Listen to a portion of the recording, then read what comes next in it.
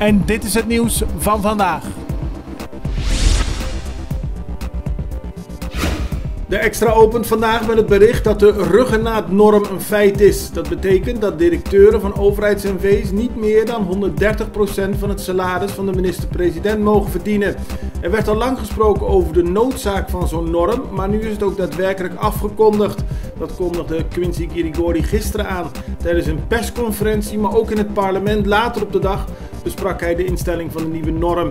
Daarnaast heeft de regering van Curaçao besloten per 1 juli de salarissen van ministers met 25% te verlagen. En die maatregel geldt voor onbepaalde tijd. Minister Quincy Kirigori, momenteel waarnemend minister-president, stelde gisteren tijdens een persconferentie dat we dringend steun nodig hebben.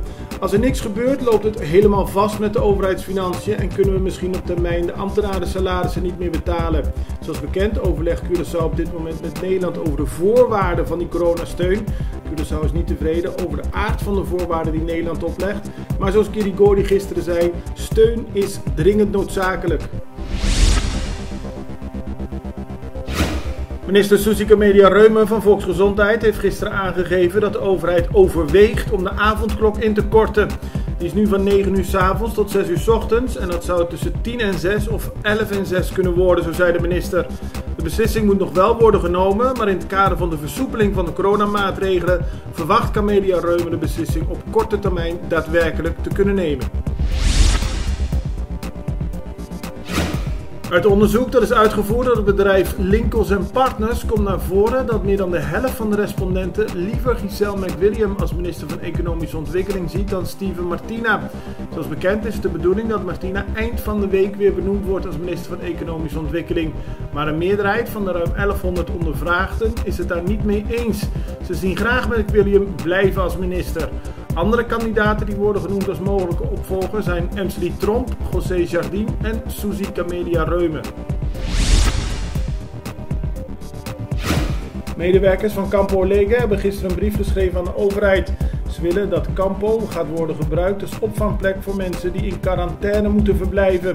Op dit moment is Campo Alegre dicht en komen er geen inkomsten binnen. De overheid zou kunnen helpen door Campo Alegre als een van de quarantainehotels aan te wijzen, zo stellen de werknemers. Gisteren stond er een lange rij wachtenden voor het autokeuringslokaal. Mensen wilden autopapieren regelen, maar moesten vaak lang in de rij staan in de hete zon. De UOVV, de organisatie voor verkeer en transport die verantwoordelijk is voor het keuringslokaal, heeft om begrip gevraagd. Na de coronamaatregelen is het even opstarten geblazen, aldus de UOVV. Daarom vragen ze iedereen alleen maar te komen als men daadwerkelijk een afspraak heeft. Gouverneur Lucille George Wout heeft een bezoek gebracht aan de voedselbank. Zoals bekend is in deze coronatijd er extra werk bij de voedselbank.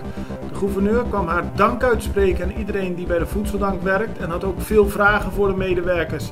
Ze gaf aan dat de voedselbank hoop geeft aan mensen die het hardst nodig hebben.